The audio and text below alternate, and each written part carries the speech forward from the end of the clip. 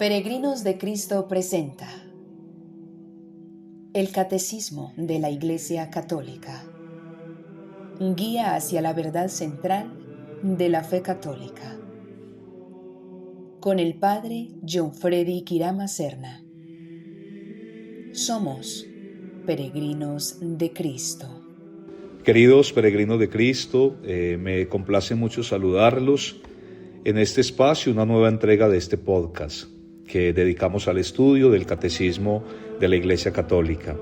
Mi agradecimiento también a todos ustedes que escuchan, que acogen con tanto gusto este espacio, que valoran nuestro esfuerzo y que procuran también servirse de estos espacios, de estos mensajes y de estas reflexiones, pues para el crecimiento y la madurez en la fe. Venimos pues, como suelo repetirlo en cada espacio, pues repasando un poco el credo desde el Catecismo de la Iglesia, que nos va explicando, nos va exponiendo de una manera muy sencilla todo lo que significan cada uno de los artículos de fe contenidos en el símbolo o contenidos en el credo. Esta es justamente la primera parte del Catecismo de la Iglesia Católica, la profesión de fe. Hemos tenido la oportunidad pues de hablar ya un poco los primeros artículos de fe, lo que concierne al Padre, al Hijo y al Espíritu. Hemos podido hablar acerca de la Iglesia y ahorita estamos justamente en este tema de la Iglesia hablando acerca de la constitución de la Iglesia. En el podcast anterior pudimos hablar un poco acerca de la jerarquía, acerca del ministerio eclesiástico, de quienes lo desempeñan, quienes lo ejercen y para qué le fue dado a la Iglesia el ministerio sacerdotal. Hemos podido también hacer un repaso por la vocación de los fieles laicos, el bautismo que a todos nos convierte en fieles hijos de la Iglesia y las responsabilidades que todos tenemos en virtud de nuestro bautismo, participando en la triple misión de Cristo, función de Cristo, la función real, la función profética y la función sacerdotal. Vamos ahora, continuando con este estudio por el repaso del Catecismo de la Iglesia, a entrar en otro tema bien interesante, que es el tema de la comunión de los santos. Después de nosotros confesar en el credo que creemos en la Santa Iglesia, añadimos que creemos también en la comunión de los santos. Nos dirá el Catecismo que este artículo o esta expresión de alguna manera está ampliando, explicando, haciendo más explícita el artículo anterior, creo en la Santa Iglesia Católica. Hablar de la comunión de los santos es sencillamente hablar de la estrechísima unión que existe entre todos los fieles cristianos, entre todos los que un día recibimos la gracia del bautismo, los que vivimos y los que ya no están. Seguimos haciendo parte de una familia a la que llamamos iglesia, y eso es en definitiva lo que quiere expresar este artículo o esta expresión comunión de los santos. Es uno de los sentidos que tiene, que todos los bautizados, vivan o no, seguimos haciendo parte de la misma iglesia. Nos sigue uniendo el mismo vínculo, la misma esperanza y por lo tanto estamos estrechamente unidos, en comunión. A eso se refiere, en primer lugar, esta expresión. Pero esta expresión o este artículo en realidad tiene como dos significados que están estrechamente relacionados. En primer lugar, hace referencia a la comunión de los bienes espirituales. Ya explicaremos este significado, este sentido. Y viene un segundo significado de esta expresión comunión de los santos, y es la comunión entre las personas santas, de lo que ya hablaba hace un momento, y es el estrechísimo vínculo que existe entre los fieles cristianos, entre los bautizados y es el vínculo de la fe. Vamos a hablar acerca de la comunión de los bienes espirituales. Hay un texto que vale la pena recordar y justamente lo hemos meditado, lo hemos escuchado hace algunos días en el libro de los Hechos de los Apóstoles, que es el libro que solemos leer y meditar durante la cincuentena pascual. El autor del libro de los Hechos de los Apóstoles, Lucas, nos describe bellamente la vida de la primitiva comunidad cristiana, diciendo que esa comunidad tenía una sola alma, tenía un solo corazón, que esa comunidad perseveraba unida en la enseñanza de los apóstoles, en la fracción del pan. Y agrega el texto que en esa comunidad nadie pasaba necesidad, porque nadie consideraba como algo propio, algo suyo, los bienes que poseía, sino que todo lo ponían en común para que nadie pasara necesidad. Es pues una definición bella que encontramos en el libro de los Hechos de los Apóstoles, y este texto pues nos ayudará a entender justamente este sentido de la expresión comunión de los santos como comunión de los bienes espirituales. ¿Qué tenemos en común los fieles cristianos? ¿Qué es eso que compartimos? ¿En qué consiste esa comunión de los bienes espirituales? Bueno, en primer lugar, hablamos de la comunión en la fe. Hemos recibido la misma fe apostólica. Hemos recibido el mismo evangelio que predicaron los apóstoles, el mismo evangelio al que los apóstoles dedicaron su vida, y el mismo evangelio que los apóstoles predicaron y testificaron a través del derramamiento de su sangre. Y ese tesoro de la fe, recibido directamente de los apóstoles y de sus sucesores, se enriquece, se hace mucho más grande, se alimenta y se edifica cuando se comparte. Por lo tanto, esa comunión en la fe hace referencia justamente a eso. Nosotros, los cristianos, compartimos la fe, la celebramos de manera comunitaria. Estamos procurando educar en la fe a quienes lo necesitan. Pensemos, por ejemplo, en los padres de familia, pensemos en los maestros, pensemos en los catequistas que están buscando compartir la fe, alimentar la fe de aquellos que están confiados justamente a su ministerio, a su servicio en la iglesia. También los cristianos tenemos en común los sacramentos, la comunión en los sacramentos. Celebramos los mismos sacramentos. El mismo bautismo fue la puerta que nos permitió entrar en la vida de la iglesia. Cada vez que nosotros celebramos un sacramento, estamos expresando la íntima comunión entre todos los que nos llamamos cristianos. Celebramos la misma Eucaristía.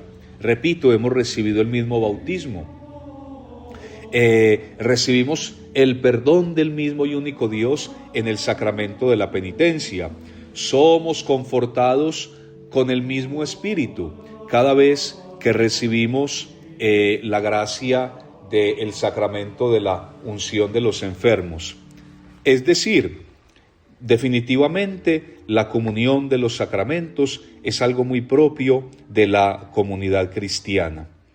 La comunión de los carismas, lo hemos dicho también en otra ocasión, que el Espíritu Santo distribuye carismas, pero lo hace para el bien de la misma comunidad, para que la comunidad se edifique, y no solamente el carisma o el don sirve a quien lo ha recibido. Quien ha recibido el don y ese carisma, que es una gracia especial del Espíritu, ha de ponerla al servicio de toda la comunidad. La comunión de los carismas, cada uno desempeña un servicio, desempeña una tarea concreta, pero pensando en el bien de toda la iglesia, pensando en edificar a la iglesia en el ejercicio de ese carisma. Ese todo lo tenían en común, del que nos habla el libro de los Hechos de los Apóstoles, hace pues referencia concretamente a ese sentido de corresponsabilidad en la iglesia.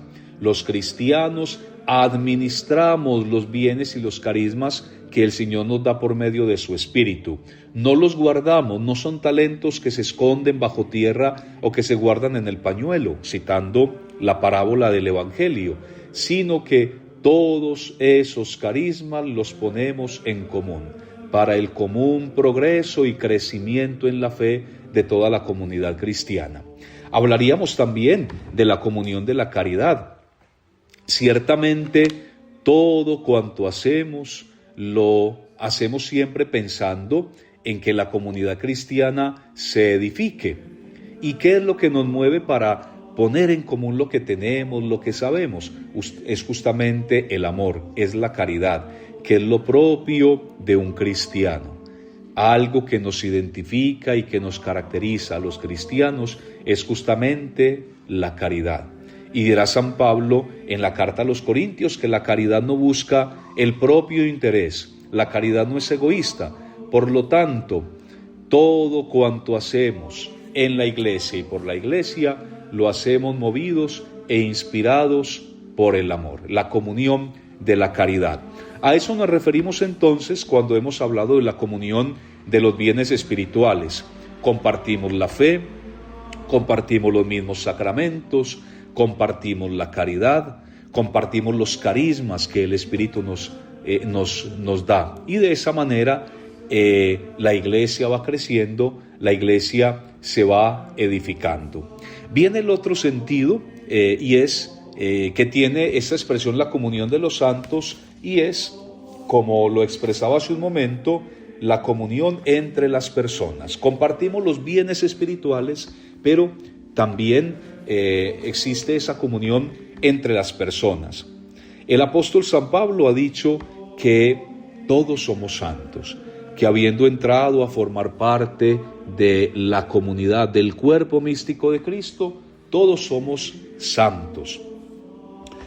Por lo tanto, en la iglesia, habiendo recibido todos esa santidad primera por el bautismo, todos estamos llamados a edificarnos los unos a los otros mediante esa santidad que ya nos ha otorgado el sacramento del bautismo.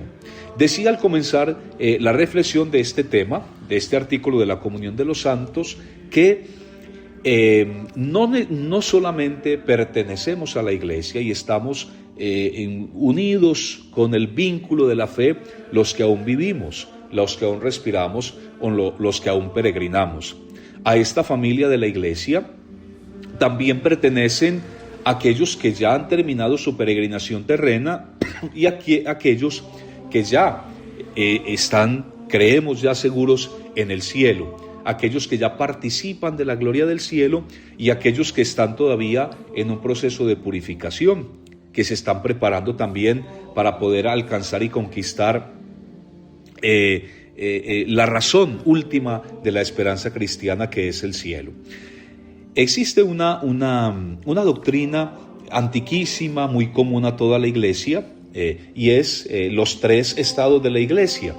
Se habla, por ejemplo, de la iglesia peregrina, que somos nosotros. Se habla de la iglesia purgante, que es la iglesia de aquellos que, habiendo terminado su camino, su peregrinación, están como a la espera de purificarse, de estar bien dispuestos, de ser como un fruto maduro para alcanzar felizmente la gloria del cielo. Y está la iglesia triunfante, que es la iglesia donde están los santos, aquellos que vivieron santamente y aquellos que pudieron ya alcanzar la meta última y definitiva de la esperanza cristiana. Son entonces los tres estados de la iglesia. Y la comunión de los santos, este artículo, pues nos hace entender que todos seguimos haciendo parte de la misma iglesia. Los de la iglesia peregrina, los de la iglesia purgante, los de la iglesia triunfante, seguimos haciendo parte de la misma iglesia. Nosotros que luchamos, nosotros que nos esforzamos, nosotros que seguimos haciendo este camino de la vida, que procuramos hacerlo siempre con un gran sentido de responsabilidad, aprovechando la vida, aprovechando el tiempo, tratando de hacer lo que nos corresponde, procurando complacer a Dios en todo, tratando de vivir santamente. Aquellos que están también purificándose y aquellos a quienes también encomendamos en la oración por los fieles difuntos, que es algo tan bello, es una obra de caridad y que es algo tan propio de los cristianos. Orar por aquellos que hacen parte de esa iglesia purgante, con nuestra oración les ayudamos, ofreciendo el santo sacrificio de la Eucaristía por ellos, les estamos dando ese empujoncito, les estamos ayudando para que su proceso de purificación termine pronto y puedan alcanzar el cielo. Y finalmente estamos también unidos a la iglesia triunfante. Y aquí pues abrir el tema de la intercesión de los santos. Nosotros creemos perfectamente, creemos que los santos pueden interceder por nosotros. Ellos ya están en el cielo, íntimamente unidos a Cristo. Ellos consolidan más firmemente a toda la iglesia en la santidad y no dejan de interceder por nosotros ante el Padre. Presenta por medio del único mediador entre Dios y los hombres, Cristo Jesús, los méritos que adquirieron en la tierra. Su solicitud fraterna ayuda pues mucho a nuestra debilidad. Nos lo dice la Lumen Gentium, documento del Concilio Vaticano II. Por lo tanto, pedimos la intercesión de los santos, no porque los adoremos, no porque los consideremos dioses, sino porque los consideramos hermanos nuestros, porque hacen parte de nuestra iglesia por la comunión de los santos, la iglesia ya triunfante, y ellos con solicitud fraterna, como dice el Concilio Vaticano II, ayudan a nuestra debilidad con su oración, interceden por nosotros, presentan nuestras súplicas y presentan nuestras oraciones. Por eso, nosotros debemos entender el verdadero sentido que tiene la oración, que normalmente dirigimos a Cristo a través de los santos. Ellos son nuestros intercesores ante aquel que es el único mediador entre Dios y los hombres. También, ya lo decía, oramos por los difuntos, estamos íntimamente unidos a ellos, porque la iglesia peregrina, perfectamente consciente de esta comunión, de todo el cuerpo místico de Jesucristo, desde los primeros tiempos del cristianismo, honró con gran piedad el recuerdo de los difuntos y también ofreció por ellos oraciones. Pues, citando ese texto del segundo libro de los Macabeos, es una idea santa y provechosa orar por los difuntos para que se vean libres de sus pecados. Esta pues es la única familia de Dios, la misma familia de Dios, tanto la de los quienes estamos aquí en esta tierra, quienes están en proceso de purificación y quienes ya gozan, disfrutan de la gloria del cielo. Todos los hijos de Dios y miembros de una misma familia en Cristo, al unirnos en el amor mutuo y en la misma alabanza de la Santísima Trinidad, estamos respondiendo a la íntima vocación de la iglesia. Es la misma familia, es la única iglesia de Cristo. Los miembros de Cristo, aunque en diversos estados, los que todavía luchamos, los que se purifican y los que ya han alcanzado la meta, hacemos parte por lo tanto de la misma y única familia de Cristo. Es pues lo que nos enseña el Catecismo de la Iglesia acerca de este artículo de fe. Creo en la comunión de los santos. Vamos llegando, amigos, entonces al final de este espacio, la entrega de hoy. Deseo pues como siempre agradecerles a ustedes por escuchar el espacio, por valorarlo, a quienes interactúan con nosotros a través de los mensajes, a través de los correos. Gracias también. Oportunamente damos respuesta a las inquietudes que ustedes van manifestando. Gracias nuevamente a todos, que el Señor les bendiga, les conceda una muy bendecida semana y no olvidemos que de la mano del Señor siempre.